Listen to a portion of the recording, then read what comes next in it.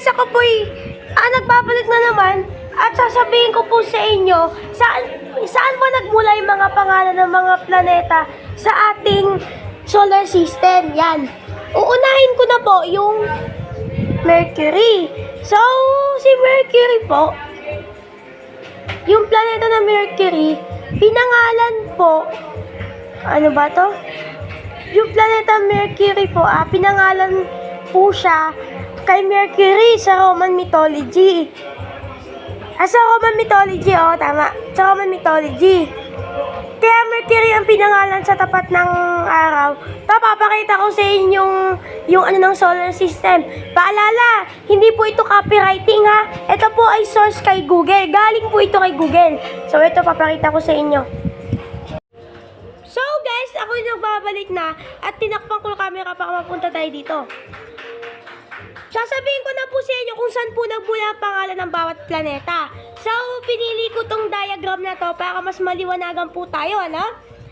Ito po ang Mercury. Yan. Ang Mercury po, siya po ang pinakamalapit sa araw. Kung nakikita nyo naman, wait, lasa na ba yun? Kung nakikita nyo naman, siya po ang pinakamalapit sa araw. Kaya nga po siyang nauna, 1, 2, 3, 4, 5, 6, 7, 8, 9. Siya po ating planeta.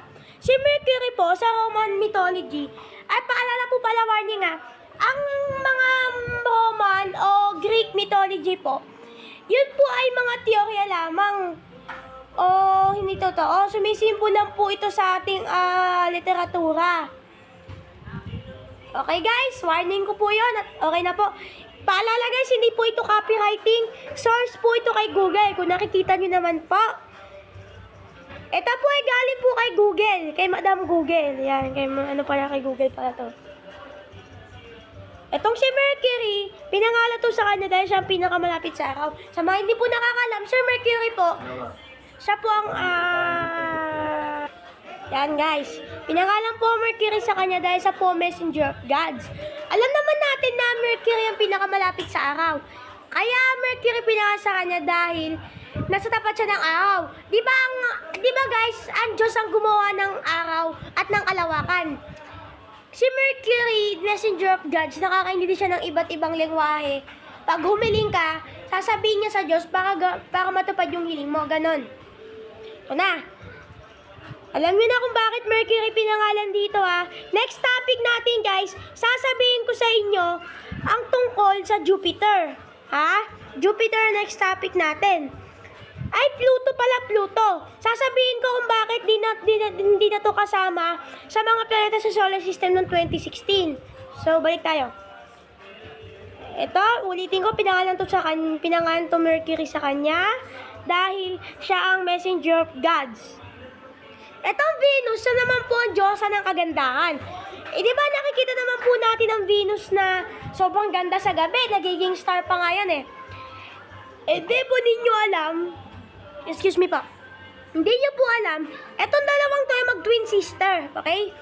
Dahil pa kayo may atmosphere, yan, ito kulob ang init, makapal kasi, ito naman sakto lang yung kapal, ito sobrang kapal na kulob yung init 435 degrees Celsius po ang init dito sa Venus. Ang Venus, yan po ang diyosa ng kagandahan. Dahil nga sa ganda naman nito, no? Sa sobrang ganda nito, Venus na ang pinangalan sa kanya. At itong Earth naman, wala po itong Roman o Greek. Ha? Tandaan nyo po, wala po itong Roman o Greek.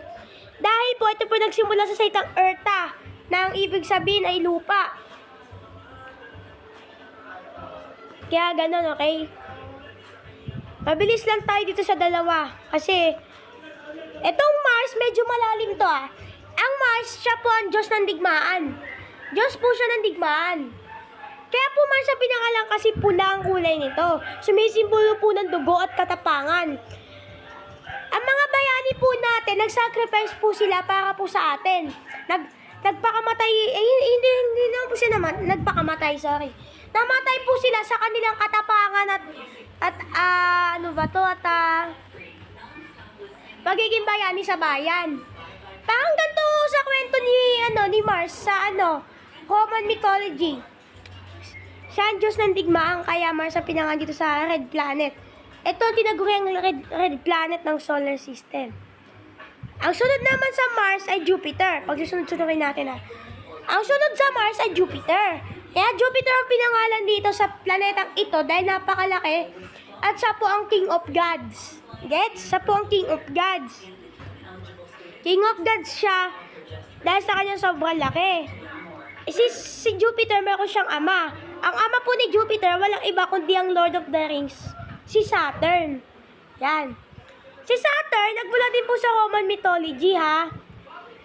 Itong Saturn na to, sa Roman mythology, siya po ang Diyos ng agrikultura. Pinangalan din to sa Sabado. Sabado, Saturn. Bibigyan ko ng proof yan. Ang Saturn, nagmula sa pangalang Sabado. Ay, di pala. Sa Roman mythology na Saturn. Mali, sorry. Diyos na ng agrikultura, kaya Saturn ang pinangalan sa kanya. Itong Jupiter, alam na natin na ba't ito pinangalan sa kanya, siya ang King of Gods. Itong Uranus, ito lang ang nag-iisang Greek mythology sa lahat ng planeta. Roman mythology talaga ang pagpapangalan sa lahat na ito. Kaso, nag-iba nga. Ang tawag talaga dito sa Greek mythology ay si Uranus. Si Uranus sa Roman. Siya po ang God of the Sky. God of the Heaven and the Sky. Siya po ang God of the Heaven of the Sky. Inuulit ko, baka makalimutan nyo Ito po ay dagdag kaalaman po lamang. Si Uranus. Pero kahit po anong tawag nyo dito, kahit po ang tawag nyo dito ay Uranus, Uranus, tama po yung dalawa. Ito po ang God of Heaven and the Sky. Pamilyar kayo sa pangalang Neptune, di ba? Dahil ito ang pinaka malamig na planeta sa solar system. Itong dalawang to, ice giant to. So, hahati-hatiin ko tong ng planeta, klase. 4 ang ating terrestrial planet, 1, 2, 3, 4. At ang ating gas giant, 1, 2. At ang ating ice giant, 1, 2. At ang ating dwarf planet ay Pluto. Ito ang Neptune. Sa mga nanonood ngayon, kung napapanood nyo ang SpongeBob, familiar ba kayo sa tawag nila kay King Neptune? Ito doon na papasok yung clue na tinatawag ko. Ang clue na yon ay si Neptune po, siya po ang hari ng kahagatan. O sa Greek mythology ay si Poseidon. Ito, Roman na po ang pinangalan dito dahil pwede na ang Roman o Greek. Mamili lang sila. Yun lang teorya ko. Etong si Neptune, si Poseidon sa Greek mythology, Etong si Pluto naman po, siya po ang,